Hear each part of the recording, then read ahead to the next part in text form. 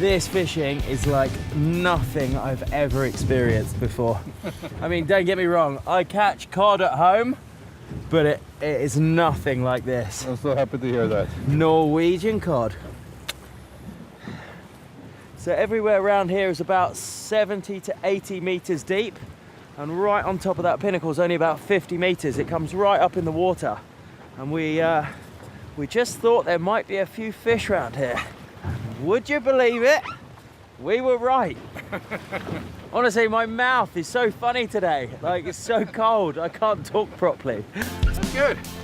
And the catching continues throughout the afternoon. Yes. Well, you came in backwards, you can go back in forwards. There you go. And it isn't just cod that we're pulling in. A new species, right, this is called a tusk. The lure is 2/3 the length of its own body. Cod family though still. It's got this little tickler under his chin there, and they use that because they're bottom feeders. That's why we're catching them right down on the deck at the moment. They use that to feel for any vibrations in the water, things like crabs, crustaceans, other small fish. Cool, they got some teeth as well. Right, I'm gonna whoop. There he goes. Thank you. All yours. Thank you. Not as big as yours, but still. Well, you know, I've been doing this for so many years. If you need any top tips, just let me know. I'm sure I could sort you out. It's been a great day's fishing, and with aching arms and empty stomachs, we decide to head home for dinner. Big seas, big fish, big mountains. This place is amazing. Norway, you are quickly becoming my favorite country. Wait till you see the rest of it. I want to show you more of Norway. You will love it. Now, one of the benefits of fishing with the ever-resourceful Geir is that when he says he'll sort out the cooking, you know it's not going to be on a camping stove with me having to do the washing up. Oh no, you see, he's only wrangled it for us to have our cod cooked by a specialist fish chef at a local restaurant on the harbour. Cod. Now, having done all the hard work of catching a fish, people often ruin it by cooking the pants off it. So watch and learn. This is how the pros do it. Well, this pro anyway. So excited about this. Soak the fillets for about 10 minutes in a brine solution. This helps take care of any unwanted bacteria. Stick them in a hot frying pan with butter and get that skin nice and crispy. Yeah. The secret to cooking fresh fish is not to overdo it. So these only spend a few minutes in the oven to finish, and then they're ready to eat. Cheers. Dr.Hook, Nice to thank be you your very much. host in Norway. Fishing guide. What a great day. Now, I don't want you to think this always happens on my fishing trips. More often than not, it's a dodgy sandwich grabbed from a petrol station on my drive home. So forgive me if I enjoy myself. This is what's called. Oh, butter cod. Tastes of the ocean. It's just so fresh. You like it? By the way, have you noticed the weather? Not sure what that means for fishing tomorrow, but right now, who cares?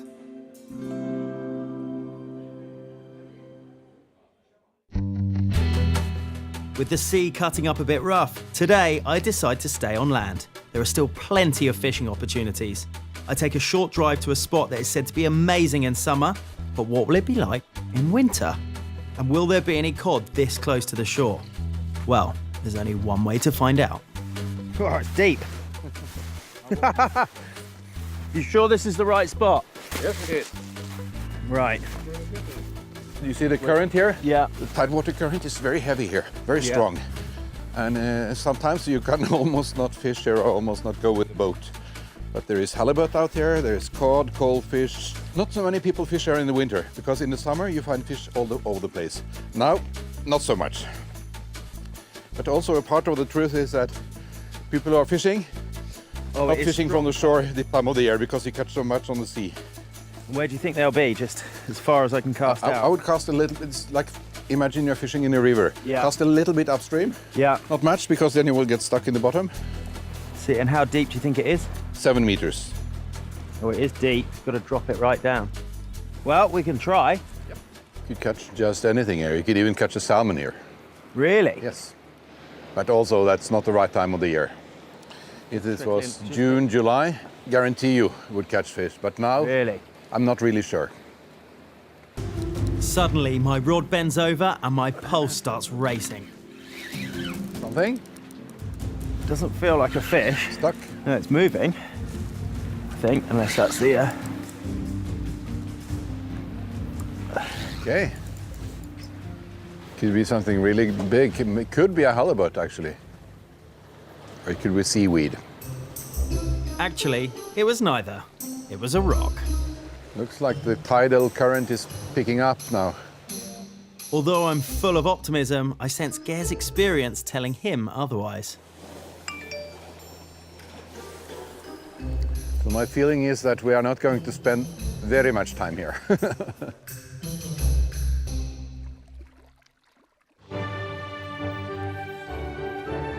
Now, although the fishing here isn't really working out, it's probably one of the most dramatic places I have ever cast a rod. As I stand here casting my lure, I can't help but notice the large number of commercial fishing boats making their way under the bridge. They're clearly part of the local life here, and it's my instinct to follow them instead. And this is where the boats have been heading. It's a fish processing plant.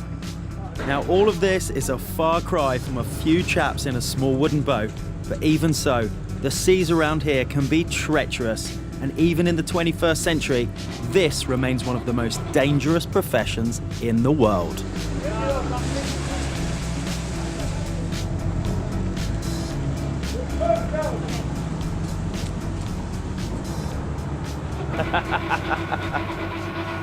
Right. The boat's just come in, and Dr. Hook had said to me, do you want to go down to the factory and see how they process the cod? And there's a traditional way that they dry the cod and salt it. I said, yeah, that's really interesting. Like, let's go. So we turn up, and a boat comes in, and it's got 18 tons of cod in it. And they've thrown me in at the deep end. Apparently, I look like I should be working in a fish factory, so I said, all right, whatever, I'm keen to get involved. So we're just unloading all of the cod, and apparently I've got a new job in the factory sorting through all of the, we've got buckets of cod, and then there'll be some other fish as well. There might be some flatfish, some coalfish, so apparently it's my job to sort through, because I've got a marine biology background and I can recognise each of the individual fish species. Turn up just to have a look, and before you know it, you got a job. Right. The crazy thing about this is, these guys went out at 5 o'clock this morning. It's now 20 to 1, so it's only really half a day's fishing, including about an hour to get out to the ground and an hour to get back. So that's how fertile these grounds are. If you can catch 18 tons of cod in just a few hours, I mean, look at it. It's all pristine as well. It's day boats. One of my duties is to not only sort the fish by species, but also by size. And as I sort it, I've got a real idea of the stamp of fish Geir is so keen to help me catch. Too big for the machine. What are these, 25 kilos? 20? Over 20. Over 20 kilos. 25. If I can get my rod on a lure to catch one of these, I'm going to be over the moon. Another hopper load. So you can see as well, just up here, once the hopper gets up to 790, so nearly 800 kilos per hopper. 856 kilos. This is just crazy amounts of fish.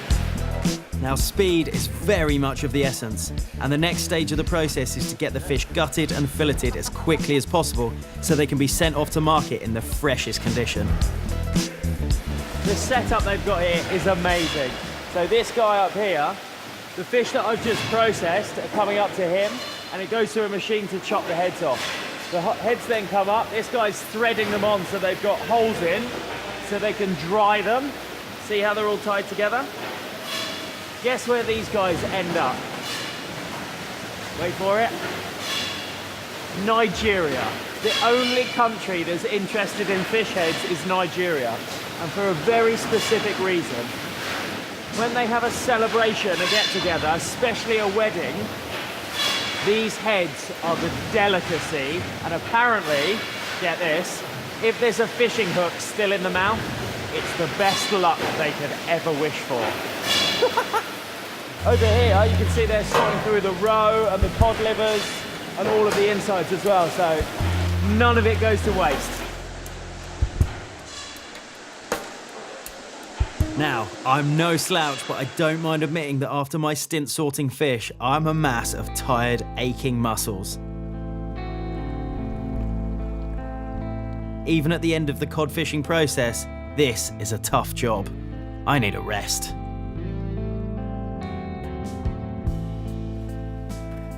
So these structures behind me here, in about a month's time, are going to be absolutely solid with drying cod fillets. And those fillets are going to be out for months. So at any point up and down the coast of Norway, that's all you're going to see. Just thousands and thousands of drying cod fillets. However, you remember the heads? The smell right now is just, it's really quite undescribable. They've already been out for a little while. It's bad, really bad.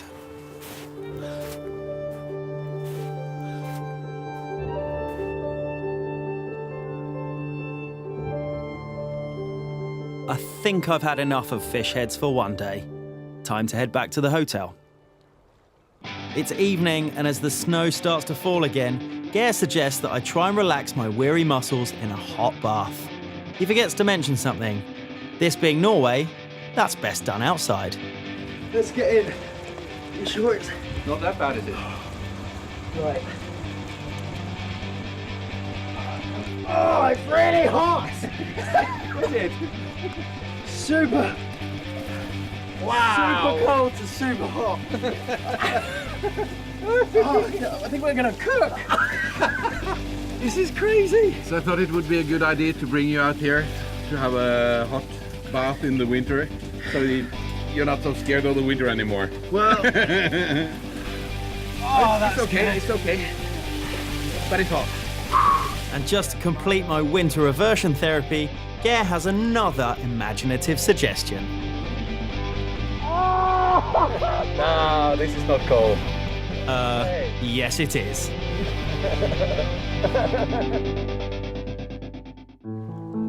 It's the morning of day 3, and sadly it's time to say goodbye to Nusfjord because there are other cod waters to explore. Plus, I want to add another mission to my trip. So Gare has headed even further up north to an island called Sørøya, and apparently there are some monster cod up there. He's flown. I actually wanted to see a little bit more of Norway, so I wanted to drive, and it gives me the perfect excuse because I want to take a detour to a place called Andenes. It's at the very tip of Vestfold, which is way north of where we've just been in the Lofoten Islands, and there could be a very, very special experience for me. And this is something I absolutely love, a spot of whale watching, if the weather allows.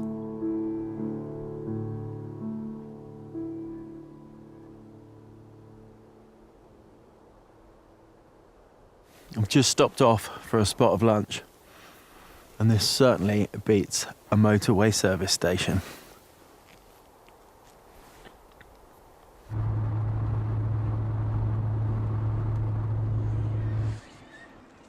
So I've finally arrived, and this is a very special place.